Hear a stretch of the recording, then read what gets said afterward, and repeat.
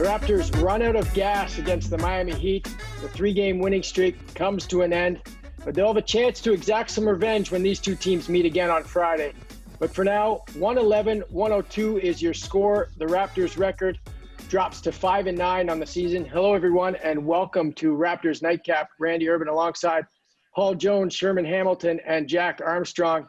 Jack, I'm going to start with you. Big drought there in that fourth for the Raps. 6 minutes without a field goal. What happened there? I think they struggled in their zone attack. A lot of east-west. Didn't get good penetration against the zone. Just kind of settled.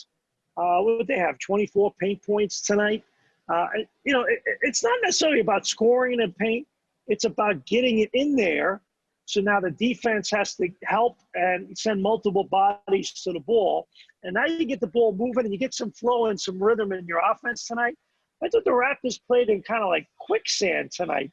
And the other thing was the bench has been great for the Raptors. In the last 4 games, they've been number 1 in the league in points scored. And tonight, Nunn and Iguodala in particular did a great job off the bench for them.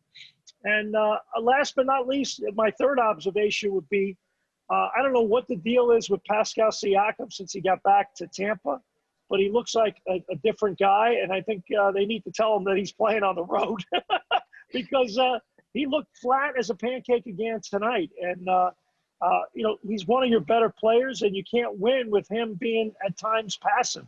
Sherm, how did you see that fourth quarter? Well, a lot of the things that Jack said, and I really thought that in the fourth quarter, when you got into a rhythm of settling for shots and you haven't been able to penetrate that zone, you could see the wind coming out of the team. And then they had that spurt where they found a few good looks, but it's a little too late. And I think what they really have to look at in that fourth quarter is understanding if you're not scoring on one end of the floor, what are you doing defensively to make sure that the other team doesn't score? And I thought Miami, we knew they were a team that's going to make that shot clock wind down. They're not going to play very fast in the half court.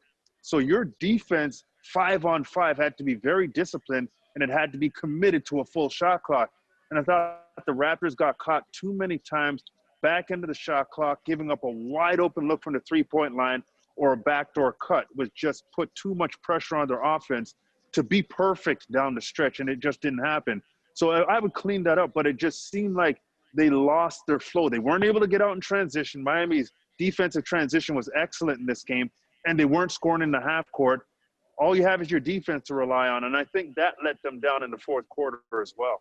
Jonesy, no Jimmy Butler, no Tyler Hero, but it doesn't really matter. It seems like every time these two teams play, no matter who's on the floor, the game just goes this way. One team with the run, the other team responds, but it never really gets out of hand for either team. No, and Randy, I think, I hearken back to a game last year, about a year ago at this point in January in Miami. The Heat played the zone. They just grinding the game to a halt.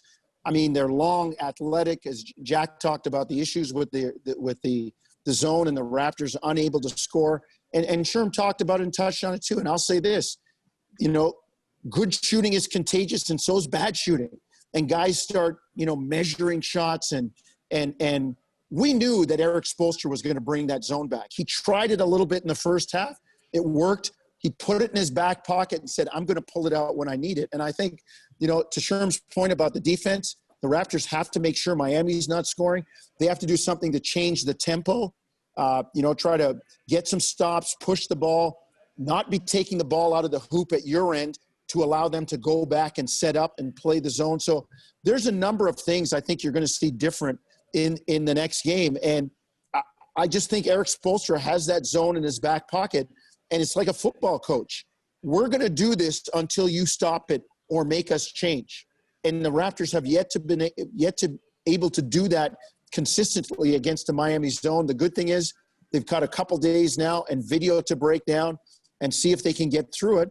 And I love the attack when they put OG at the free throw line. As Jack said, that gets the ball inside. The defense collapses. You pitch it out to the wing, swing it into the corner.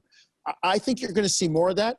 And I wouldn't be surprised to maybe see some lineup changes and maybe get some more shooting on the floor, or at the other end, some more defense on the floor to cause turnovers. Well, Jack, let's talk about that shooting. Let's talk about that zone defense a little more. Obviously, when a team throws a zone out there, you're going to have more open shots, more open threes. Now, the Raptors took 49 threes, I believe. Yeah, 16 of 49.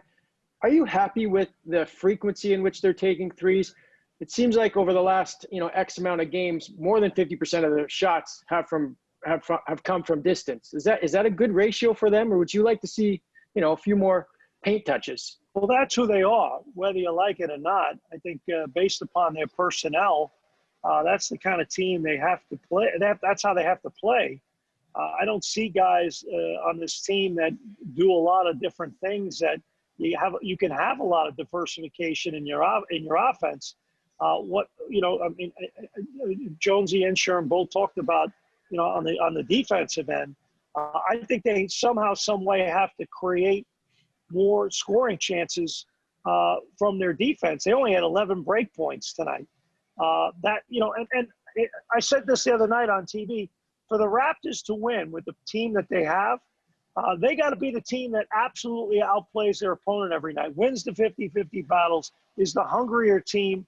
And there were times tonight they were just flat, and they got outplayed. They deserved to lose, and Miami deserved to win. So they got to be that hungry team that's taking the fight to you. And when they're not, and they're just going back and forth playing a pretty suburban game, shooting jump shots, they're going to have problems. And you could say tactically, we talked about the tactics of attacking the zone. You could say, well, maybe throw Matt Thomas in there. He can shoot the three. Well, Terrence Davis didn't play all that bad. So to me, it's a mindset of how you hoop, how you compete, how you go after people. And I didn't see that from them tonight. The last three games, I did see it. Sure, Nick Nurse has already spoken about he thought about going to Matt Thomas tonight, but didn't. Would you have liked to seen him thrown out there against the zone? Oh, why not? I mean, this is a guy who can shoot the basketball, and although he hasn't been shooting it well consistently, it takes one game. A couple shots go in, and the guy gets his confidence back, and all of a sudden he finds a role in the rotation again. But especially in a game like this, where Miami is content at letting you shoot it, you've got to throw some other looks at them. And I think Matt Thompson is a guy who could have gone out there and maybe stretched the defense. And I ultimately think, both Jack and Jonesy talked about that penetration of the zone. I like to see maybe Fred or Kyle at the free throw line. Yes. Let them get the ball in there, and they become the quarterbacks used to making those decisions in tight quarters, quick twitch decisions that have to make that offense flow. And I think those two guys could do a good job behind that first line of that zone to find people either in the corners, get to the basket, just get that ball movement and condense that defense. But to your question, Randy, definitely you can throw a Matt Thomas in, and I'd be surprised if you don't see him in the game on Friday. Well, Randy, can I just want to jump in to tag what Sherman was saying. You put one of your best players and decision makers at the nail on that zone. You pass it into the free throw line area, and think about it. You got a Kyle or a Fred in there. You've got a good ball handler, a good shooter, a good decision maker, and alarm bells go off for the defense. The big guys come up, you dump it low. The wing guys pinch in, you pitch it out, you swing it to the corner. I just think Nick Nurse is too creative to let the attack go the way it is. And I expect some changes coming because you're going to see it again. And Randy, just to tag what Sherman Jonesy said, but there comes a point too where you say to yourself, what percentage of this is tactics and what percentage of this is toughness and grit, you mentioned the fact that Jimmy Butler didn't play, but there's other guys that are missing as well. I mean, you look at Tyrell Hero, who you mentioned, Myers Leonard, Avery Bradley, Mo Harkless. I mean, they're down 5 guys that legitimately play a lot or a decent amount in the NBA, and the Raptors really weren't missing anybody. So the question is, if I'm Nick Nurse, I'm saying to my team, we talk all we want about tactics, but they're down in numbers and we're not. And what are we about? And they're playing supposedly on whatever this home court is, and they're taking the fight to us. I'm not having that, So, the tactics are important, but let's become the Toronto Raptor team that we have been the last 5 games coming into this. Even though you lost to Golden State and Portland, you played like junkyard dogs. And the last 3 nights, you played like junkyard dogs. Where is that group? I got to see it again. And I'll give you the tactical adjustments, but it's the other stuff that matters. Sure, about 90 seconds left in the show. Pascal coming in, 15 points, 9 points, 19 in his last 3, 18 tonight. Struggling with his shot a bit coming in. Assess his game at this moment. I feel like the defense is really pulling the chair out from him when he's trying to post up. His balance just seems off. How do you correct that? Oh, I think for Pascal, we've seen him be decisive, quick, assertive at certain points in the season. I don't think we've seen it consistently throughout a whole game the way you'd like to see it.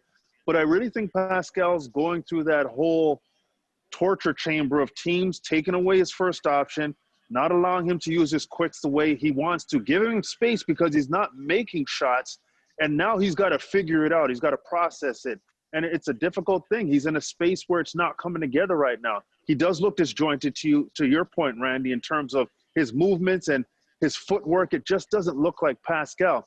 So he's going to have to answer the call. He struggled. They need him to play at a high level for this team to win. And when he does, they're tough to beat. So we know he can do it.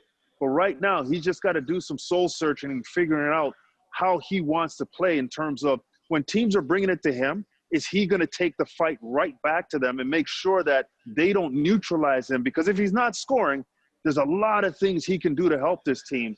But it's great when he is scoring because his team is that much better. All right, guys, great stuff. Unfortunately, we're running out of time once again. It's always tight at the end of the show. I appreciate you doing this, Sherman. I'm going to get that love fixture right behind my shoulder next game. Just put it across your forehead in black marker. All right. See you next time, guys.